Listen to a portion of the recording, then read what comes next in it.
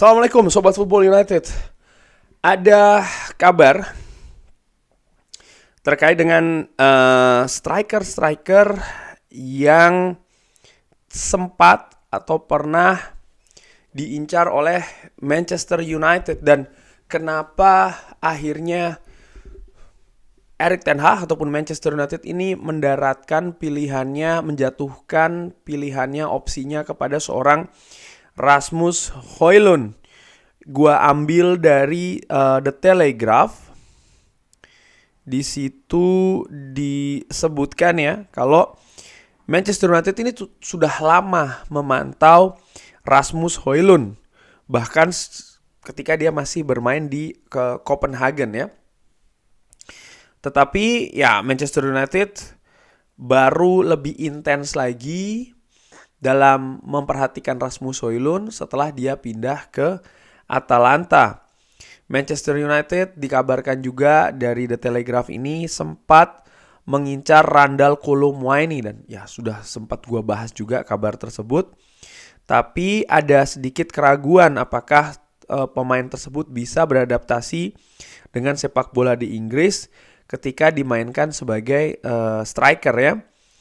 Karena Manchester United memang pada saat itu atau musim panas yang lalu nih kan, bukan musim panas yang lalu sih ya, musim panas tahun ini katakan demikian, memang mengincar posisi striker penyerang murni. Manchester United juga berpendapat kalau Rasmus Højlund yang usianya lebih muda dari Randal Kolo Muani ini memiliki waktu dan juga kesempatan untuk lebih berkembang. Di sisi lain juga dari sisi harga ya, di mana Randal Kolo Muani ini kan harganya sangat tinggi, bahkan PSG ini mengambil atau mengeluarkan uang sebanyak hampir 100 juta, hampir 100 juta euro, 90 sekian gitu ya. Di samping hal itu artinya Randal Kolo Muani, Evan Ferguson juga disebutkan kalau menjadi pemain yang diikuti oleh Manchester United. Tapi ya, dari sisi Brighton ya, menyebutkan kalau mereka tidak butuh untuk menjual Evan Ferguson karena mereka sudah mendapatkan banyak pemasukan dari penjualan pemain-pemain yang lainnya, sehingga mereka mengambil posisi kalau Evan Ferguson ini tidak untuk dijual. Oli Watkins juga disebutkan sempat diincar oleh Manchester United ya.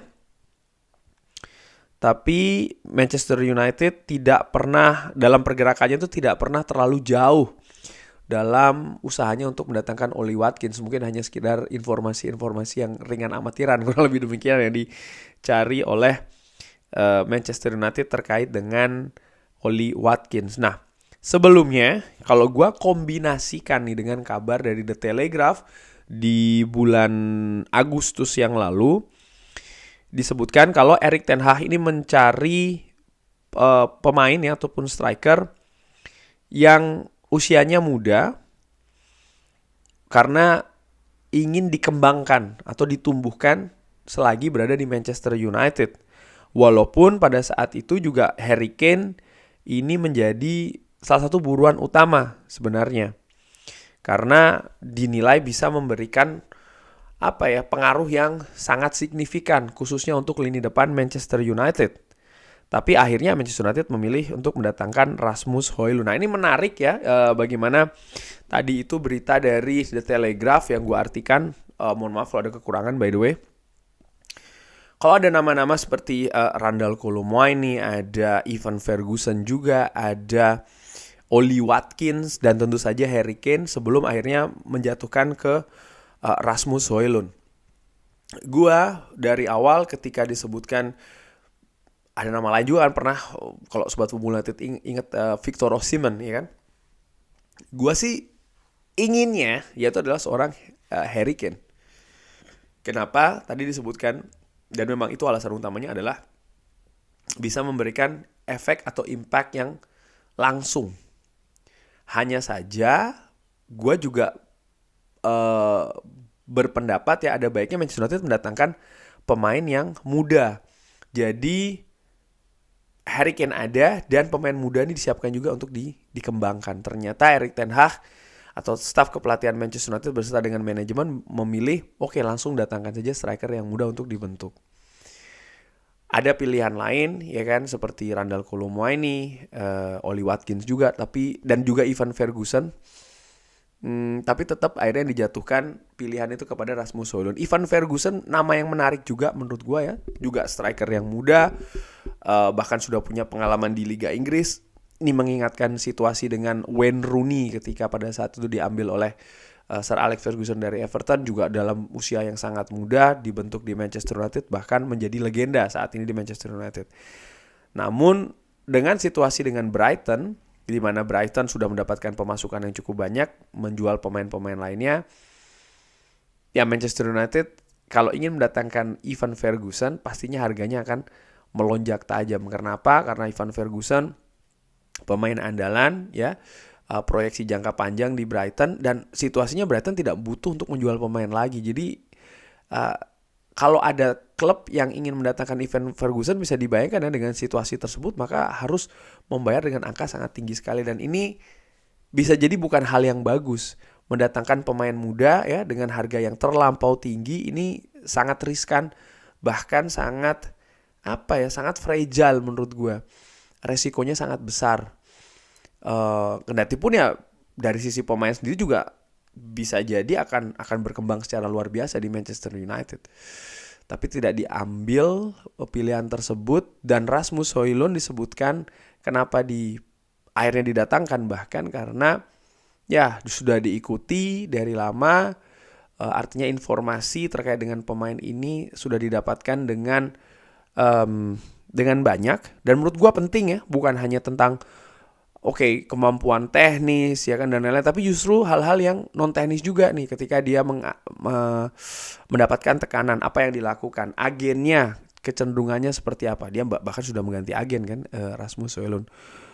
Karakteristik pemain ini seperti apa, ketika dia dalam situasi gagal seperti apa yang dia lakukan, keluarganya seperti apa dan lain-lain. Ini hal-hal yang kalau gue baca dari biografi Sir Alex Ferguson, dilakukan oleh Sir Alex ketika ingin mendatangkan pemain. Jadi benar-benar dicek sedalam-dalamnya.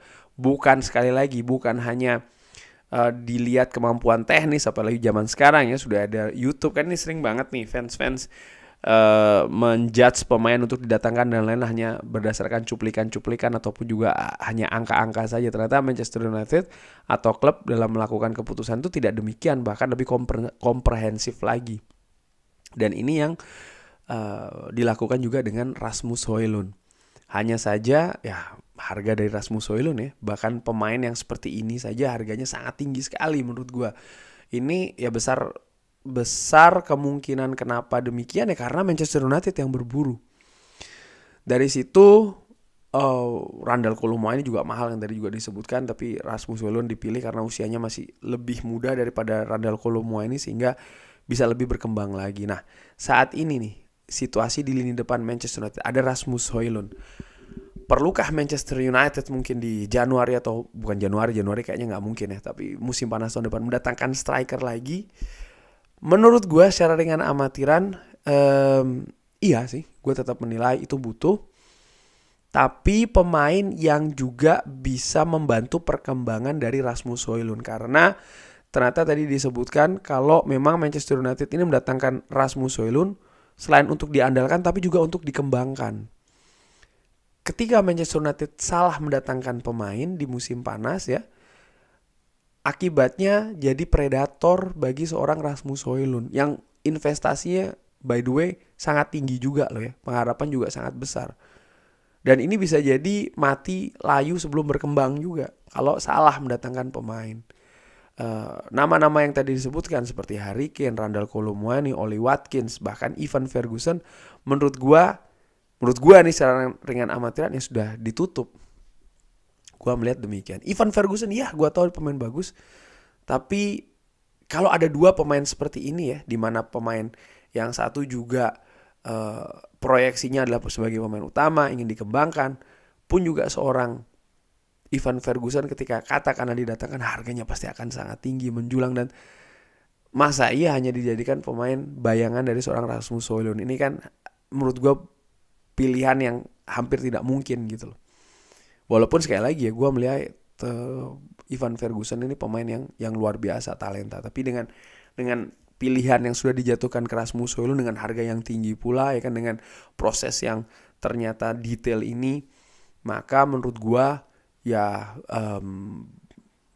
kayaknya enggak. Terus siapa dong? Ada dua sih kategori. Nomor satu adalah striker senior yang bisa membimbing, membantu, sekaligus juga memberikan persaingan kepada Rasmus Højlund, tapi dengan orientasi yang jelas gitu ya. Gua kalau disebut nama ya gua banyak nama ya, tapi gua yang kepikiran saat ini adalah kategori saja, itu satu. Yang kedua adalah striker yang didatangkan justru menurut gua dari luar Inggris dengan orientasi yang jelas juga. Artinya dia ada untuk berkompetisi dengan Rasmus Højlund.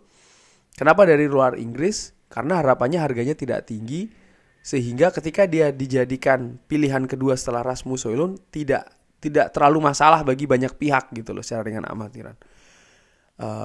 Itu sih yang gue lihat. Tapi balik lagi ke pertanyaan yang gue ajukan untuk gue sendiri secara dengan amatiran, apakah Manchester United butuh mendatangkan? Ya buat gue sih butuh di musim panas paling tidak. Kalau musim dingin kabarnya Manchester United tidak akan banyak melakukan pergerakan di bursa transfer, kurang lebih demikian.